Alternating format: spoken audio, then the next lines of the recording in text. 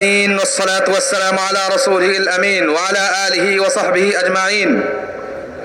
أما بعد فأعوذ بالله من الشيطان الرجيم. بسم الله الرحمن الرحيم. يا أيها الذين آمنوا لا تتخذوا اليهود والنصارى أولياء. সংগ্রামী সাথী ও বন্ধুগণ, আমরা জানি আজকে এই উদ্দেশ্য এবং দাবিকে সামনে নিয়ে আমরা এখানে একত্রিত হয়েছি।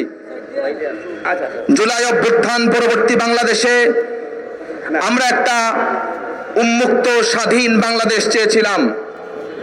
আমরা চেয়েছিলাম জুলাই অভ্যুত্থানের রক্ত যাদের হাতে লেগে আছে এই বাংলার জমিনে তাদের বিচার আমরা দেখতে চেয়েছিলাম। আমরা দেখতে চেয়েছিলাম যাদের ন্যারেটিভ তৈরি করা, যাদের বয়ানে জুলাই অভ্যুত্থানের আগে দীর্ঘ 16 বছর ফ্যাসিবাদী সরকার মানুষকে না মানুষ বানিয়েছে, বাংলাদেশের জুডিশিয়াল সিস্টেম তাদের বিচার করবে, এটা আমরা দেখতে চেয়েছিলাম।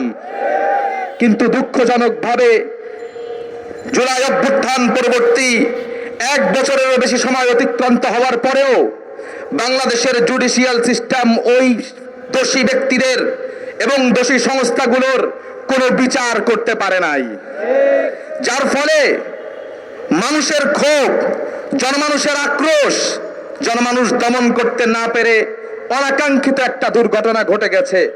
আমি মনে করি এই দুর্ঘটনার পেছনে যতটা না দায় জনসাধারণের, এর চেয়ে বড় দায় বর্তমান সরকারের।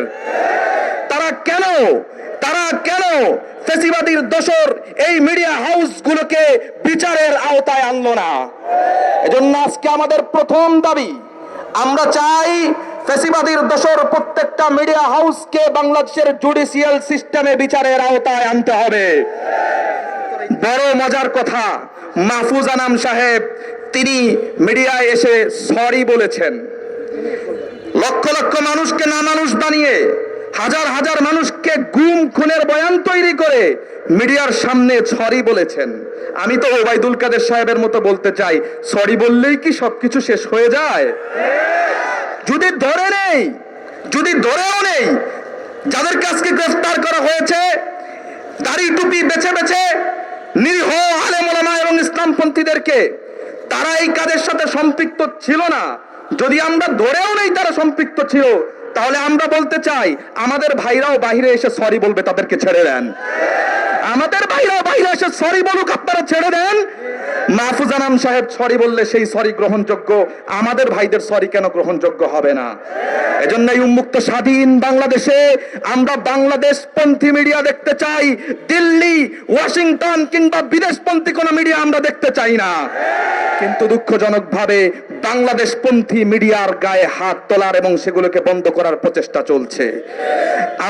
আমরা জানি আমাদেরকে উত্তেজিত করার চেষ্টা করা হয়, আমাদেরকে ব্যবহার করার চেষ্টা করা হয়, বিভিন্ন সময় আমাদেরকে উস্কানি দেওয়া হয় যাতে আমরা রাজপথে নেমে আসি আর এই সুযোগে ঘোলা পানিতে মাছ শিকার করতে পারে তারা। আমরা এবার অসচেতন হব না।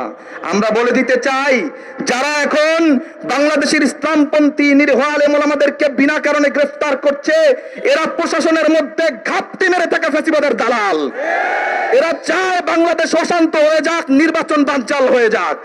এজন্য আমাদের পক্ষ থেকে, ওলামা জনতা ঐক্য পরিষদের পক্ষ থেকে এই সংশ্লিষ্ট প্রত্যেক ব্যক্তিকে বিচারের আওতায় আনার দাবি জানাচ্ছি। আমি দাবি জানাচ্ছি আমাদের ভাইদেরকে অচিরেই অবিলম্বে মুক্তি দিয়ে দেওয়া হোক। আসসালামু আলাইকুম ওয়া রাহমাতুল্লাহি ওয়া বারাকাতুহু।